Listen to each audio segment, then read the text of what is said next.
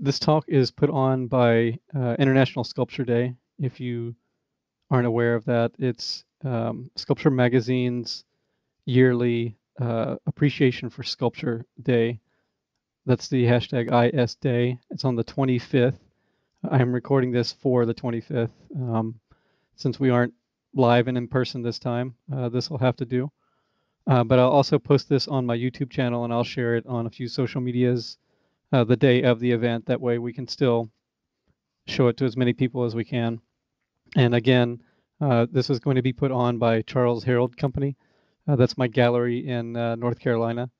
They were gracious enough to let me do this for the International Sculpture Day, or they would have in the space, but we're going to make this work any way we can. So let me get straight to some of my older work. Some quick background on me. I had an undergrad degree in sculpture and painting, emphasis on painting, minor in sculpture, and music, actually, in Mississippi. And then I moved to Tampa for my MFA at University of South Florida. I got that in 2007, and that was in sculpture and emphasis in ceramics at that time. So I have a lot of ceramic background, a lot of painting and sculpture background. So I'm no stranger to diving into a lot of different mediums. And again, forgive me if I'm kind of looking around, not finding the camera because it's a tiny little thing on my computer screen. So at USF, I started diving into a lot of different types of ceramics and experimenting with materials. And at the time, I was going through a lot of family issues. And let me take this off. And a lot of my work at USF kind of revolved around several of my family members dying of cancer at the same time. I was watching several members go through the deterioration and the process of their bodies breaking down and changing and what cancer does to everyone. And I was trying to find materials that kind of mimic that and that I could use to talk to other people with. And since I had ceramic background, I started using a lot of ceramics. And actually what you see in this first image is salt. Salt and ceramics together are the balance that I was looking for in materials to show you kind of what I was seeing in body materials. In these particular images, this is just a stocking type material filled with food coloring and salt. And I would soak them on a daily basis until they grew through the material, and they would eventually destroy the material, but at the same time they were growing these new crystals. And that was the part that I was really trying to get at, was the destruction was causing new growth.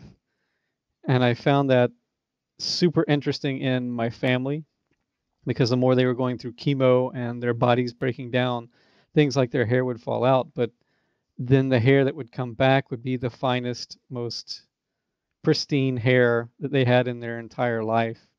It was super fine and soft, and they always found it interesting that they had to go through that much pain to get something to come out that's even more beautiful than before. And I never really knew how to express that, so I was trying to do it through materials, and I was trying to mimic different things. So you can see here the salt is growing through the material, and it's causing the new growth to happen, and the colorant would move up and down the piece on a daily basis. Like the humidity would change the colorant, it would move up, it would move down, it would drip, it would change. And I thought that was always interesting too, because the everyday environment for a person going through that could cause them to have either a great day or just the worst day they've had in their life. And I thought these pieces, although completely simple, mimicked a lot of things that I found interesting in the process. So I wanted to start with those to kind of show you where I was going. Towards the end of my career at USF, I started building these shapes out of ceramics that were meant to deteriorate, meant to bleed, meant to hurt, meant to fall apart. They had a lifespan. They would actually live for a certain amount of time, and then their pieces would fall apart and die. And I documented as much as I can. I watched it. I learned from it. I tried to kind of understand what different items were going through. And I came to unified theme of chandeliers. And I don't know exactly how they became that because they didn't start that way. They started off as just body parts and pieces and like fingernails and hair and teeth and bone and more organic building parts because those were the parts I was studying and watching. And they became more stoic and more frozen in time because I was trying to remember my family and stop their process in mid process to try to remember and try to appreciate what was happening. So chandeliers kind of came naturally to that process. So I kind of went with it and ran with it. These two pieces here you see are quite large. The one on the left is maybe a foot and a half tall. The one on the right is 3 feet, almost 4 feet in full height, and almost pure salt at some of these points. Like they've gone through the ceramic material so much, they've eaten it away, they flaked it off, and a lot of parts were falling off, and they were just pure salt crystals at that point. Sometimes I would treat colors, sometimes I'd leave them white or lightly color them, but they were really getting at the process and the stuff that I was looking at when I was at that time. But here's a few more of them so you can see bulbous, moving, dripping, pouring, flaking. You can see again the stockings kind of growing out of a piece, pouring, dripping. I used colors and titles like bile, urine, bone. They were all kind of mimicking body processes, so I wanted to give that to the viewer too, that some of them looked quite beautiful and interesting and really elaborate. And at the same time, I wanted them to understand that they were a piece of a whole. They were not um, a full body part or a full figure. They were just observations of things happening and processes happening, which was really important at the time. And I was continuing my ceramics education too, so I was learning how to build better, build more interesting parts. I was using the salt in the firing techniques. The piece on the left is an actual salt-fired piece, using it as a glaze, using it as a more traditional method of building, and then kind of leaching in surfaces that I saw happening with the salt and with the ceramic, like the weathering texture, you can see all the little patterns that develop on the surface. Those things were super fascinating in the chandelier pieces, so I wanted to mimic them in glazes and things happening. This piece over here uh, intentionally blasted off a lot of the glazes in the kiln. It was getting scorched from one side. It was put in a place where I knew it would. And I think that's important too. Like I was intentionally treating it badly to cause things to happen. So you'll see like the runs and the glaze melting off, and I kept the brick out of the kiln. It melted to the brick, and that became part of the piece too. So it kind of continues on with the salt pieces. But then I needed something as a foil to that work. I needed something that was a little bit more of a balance for me personally because I couldn't take all of that um, heavy deterioration at the same time as everything that was going on. So I started my pods series. Pods were meant to just be portable on-demand sculptures. They're small little domes, hundreds of different sizes, colors, textures, shapes. It was basically me diving into glazing, hand building, wheel throwing, textures. It was literally meant to be spontaneous creation and lighthearted and fun as a balance to the deterioration and the stuff that was going on with the life pieces, with the chandeliers and the salt. Those pieces were really constantly on my head, so I dove back into the pods back and forth to give myself a breather a lot of times. And I was just learning. I have a huge catalog of all the glazes. I tried to never repeat the same glaze or texture or size or whatever twice, just so I could learn more and more. And it was meant to be super fast and lighthearted. And I got a lot of interesting surfaces and textures and glazes out of them, and they became more and more important as I moved away from the deaths of my family and the heavier work. Heavier work kind of in time as natural, it passed, and I became more fascinated with the spontaneity of these guys. And let me go back one.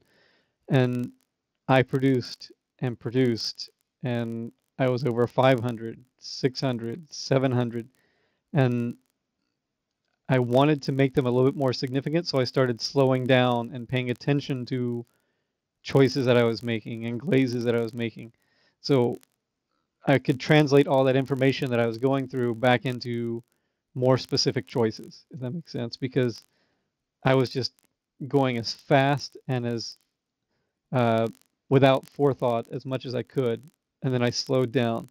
And once I slowed down, I started thinking about what they were and what they meant. And to me, they were a little bit more of like a virus or like organic life spreading faster and faster.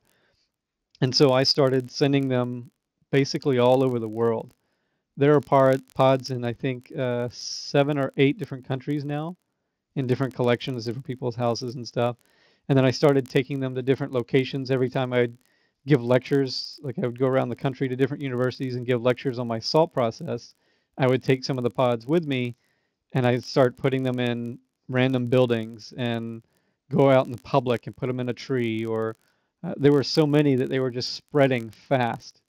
And I still get pictures to this day of people um, showing me that the pods are still hidden in little areas and buildings that people haven't found yet, and they haven't taken them. And I wouldn't care if they did take them. If they take them, that's fine. But the fact that they were just spreading spontaneity, organic movement was really important. So when I started to slow back down, I was paying more attention to the surfaces again. This is the top view of a pod. I started taking up close photographs and showing texture and color and variation, which became different surfaces that I was thinking about. Like they became planets at this point. The whole ecosystem of a planet in one pod. That whole virus became organic and growing, and it became things like this. And when that grew bigger, the pods got even bigger, so they turned into stalagmites and stalactites. They became speleothems, like organic growth and deposits, which I think played really well with the spontaneity and growing and everything like that. So these are stalagmites, and coloring similar to what I was doing with the chandeliers, pouring, growing, and then glazing and working it all together. So the pods started as these little things. They've grown into bigger objects. They've become planets. They've become ecosystems. And when the entire ecosystem takes over, they became slabs. The slabs were like if the pods took over the surface of the entire planet, what would the surface of the planet look like? Well, that's what the slabs were. I started taking big chunks of the slabs and displaying them. So this is, in effect, when hundreds of pods grow over a surface, it becomes something like this, or maybe like these guys. I started learning how to control the glaze more. I started learning how far I could go with texture and thickness and weight, and I could really do some crazy things with, uh, well, in my head, chunkiness. Like normally you're taught to go thin and light and functional and very precise with ceramics, and then I was trying to punch a hole in that. I was running glazes intentionally. Some of these pieces are about 3 or 4 inches thick. I had to learn how to fire specialty things. I had to basically invent ways to make these things happen, and the whole time was again paying attention to the process and everything that happens to the piece from start to finish. When you're building that thick, you have to have a completely different process than when you're building coil pots or things like that. So these became completely different organic shapes. I call these guys the slabs. But at the same time, you had to go back to, for me, I needed a little more lighthearted work. So I started going back into just vessels again, but still keeping some of that texture and glazing stuff that I was learning. I wanted to keep that pulling back and forth into traditional vessels. So these are just some Raku pots that I made. These are just a couple of examples of them, but running glazes. This is a Raku firing, trying to get bright. Raku is a reduction process, post-reduction process. You fire the kiln to 1500, 2000 degrees, take the pieces out while they're burning hot, put them in an organic pot, something that has like sawdust, newspaper, whatever you want, and you remove the oxygen from them. When you remove the oxygen, you get metallics, you get reduction colors, you get things like those lime greens and blues, and you get those nice spots and speckles, because when it catches on fire, the black wants to go into the raw clay body, and if you resist it, it doesn't go black. So I was resisting in spots. I was fighting against the clay itself. The clay becomes black. You get all these crazy different things happening. I love Raku process. So if you ever want to just talk about that, you can send me an email and I'll talk hours about that process. But I was building kilns for these pieces specifically. So I have kilns built for every single Raku piece to make them individually. So at this point, I was trying to find more of a balance between all the deterioration, the stuff that was going on with all the earlier pieces, the texture, the sheer weight of things versus functional, more lighthearted kind of things. So I started being more and more precise with what I was doing. I started moving into these pieces. I call these Nagayeru. It's, sorry for my Japanese, it's a rough translation of flowing. And in my head, I wanted to keep the really heavy stuff that was coming from the slabs and the salt works, and I wanted to balance it with what I was trying to learn from more functional ceramics, and I wanted to find that space in between the two and let them move back and forth with each other. So what I was doing was I would build these pieces. I'll show you a video in just a second of how I actually build it. And I was intentionally changing the glaze composition and firing them upside down so that the glaze would run from one side to the other. And what I wanted was the heavy weight of the world piece side of it versus the lighter, airier stillness of the top to blend together and have this transition between the two, and to show a nice overall piece that kind of gets at both sides at the same time and gives me a balance within one object, which was what a lot of these pieces were kind of going towards, but I haven't really been able to get as close as I have with these. These are my current line of work, and I think I'm getting closer to what I want with the overall pieces of texture and movement and things like that. Let me show you one big one here. So when it's fired upside down and it runs, you can see the glazes moving past the transition into the areas like this and flowing from side to side, up and down, and it feels, that's the Nagayero, that's a flowing portion of it. I want it to feel like the balance between the heavy and the thin, the thick and the smooth, the deterioration and the creation side of the earlier work in one vessel.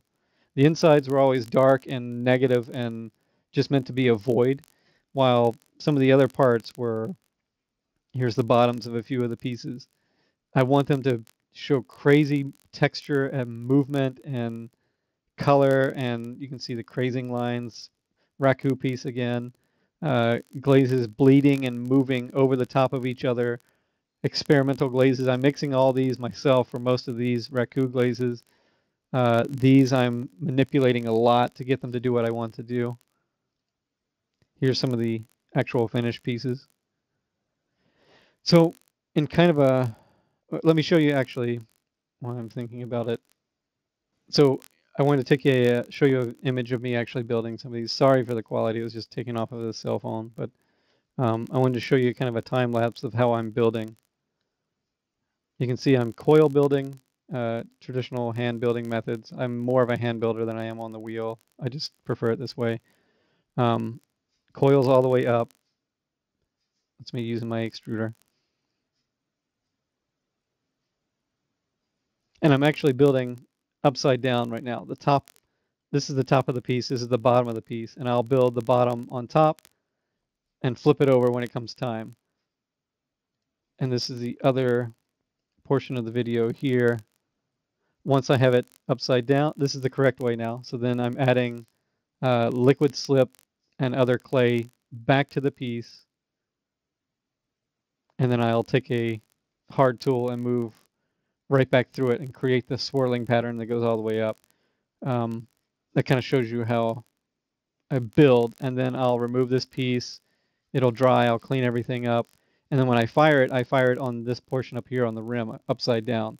So when it shrinks, everything fires together.